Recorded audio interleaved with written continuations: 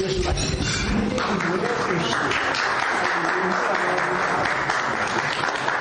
having a good time, everybody? How are you? Nice to see you. Nice to see you. How are you? Nice to see you. This is a good time. Yes. You all grew up in a place just like this, right? How are you?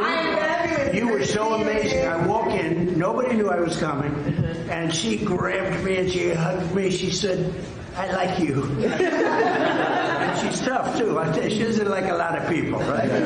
But it's an honor to have you and your friends and everybody. Thank you for having us. Thank you, Miguel. It's an honor to be able to participate. It's great. We're going to have some good meal. We have the fake news with us tonight. We're going to have a little good stuff to eat. Mar-A-Lago is a special place. You see that? It is. Love it. So I just did a couple of interviews that are on tonight. Dr. Phil. I did a Dr. Phil interview. It was interesting. And so let's go and let's have something be good to eat. And we appreciate very much everybody. Thank you for coming. It's a great group of people. And I appreciated you very much. That was something when we walked in. Oh, did you cry? No, it was beautiful. That was from the heart, too. Yes. And I think to a large extent because of what we've done with the colleges, black colleges and universities, I got them funded. When I was president, I got to know the heads of many of the black colleges and universities because they'd come, and after 2 years I said, why do you keep coming back? He said, well, we feel like beggars because they never extend it. They give it 1 year, and then we have to come back the next. I said, you shouldn't have to do that. And these are great people. The job they do is incredible. And I got them long-term financing, more money than they ever thought possible, more than they wanted. And they're doing a great job. I said, the only bad part is I'll never see you again, probably. That's the bad thing. They said, we don't like that either. But I got them taken care of. And Michaela knew that. And she came up to me and she said, thank you. So I appreciate it. Thank you very much. Let's see. Thank you, everybody. Mr. President, after your verdict, have you lost confidence in your legal team? Have you lost confidence in your legal team after the verdict? No. It's a rigged system, and it's a terrible system, actually. But it's a rigged system, and I think we're doing very well. We had a big thing happen in Georgia today. You saw that. And step by step, this is a rigged situation. This is a situation where they go after a political opponent, and it all takes place from the White House and from the DOJ, including the state and city cases. And if I wasn't running, there would be nothing. And we're leading Biden by a lot. He's the worst president in the history of our country. And we're leading him by a lot. We have to beat him because otherwise we're not going to have a country left. So, in your New York trial, you said you wanted. What can you do against the coordinated lawfare against their own party? Well, they have to fight it.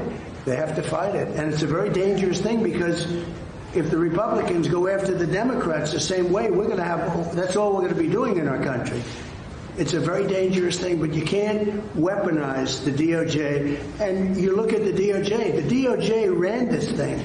The local, you call it a city or a state, but the DOJ ran it, and it's a very bad thing. It's a very dangerous moment, really a dangerous moment for our country.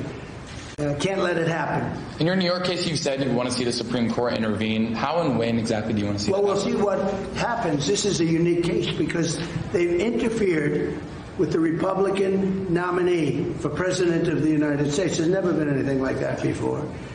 And in this case, it was a judge who was appointed. He didn't even get elected. He's appointed.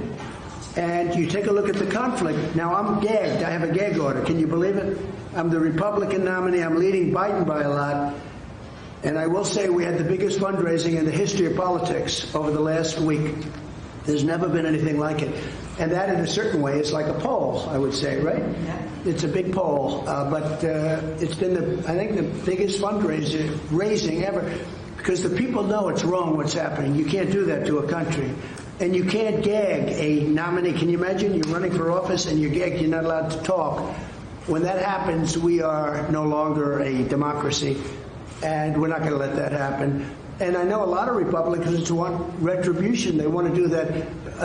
We're going to see what happens. Hopefully everything works out. But you can't do it. You can't have a local judge tell a Republican nominee that he can't talk about things because there's a lot of things that we can talk about. They're very easy questions to talk about. You can't let this happen to our country. Thank you very much. All right, thank you, press. Thank you, press. Do you regret testifying, Mr. President? Do you regret? Thank you, press. Thank you, press.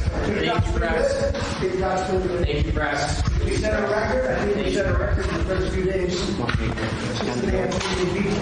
David, you want me to go right now? Thank you very much. Do you regret testifying, Mr. President? Do you regret testifying, not testifying in your case? I would have loved to have testified, but it was a very unfair trial. So everybody advised, don't do it. It's a very unfair trial. Yeah, I wanted to testify, but in the end, it was the right thing to do. It was a very unfair trial. Thank you. Thank you.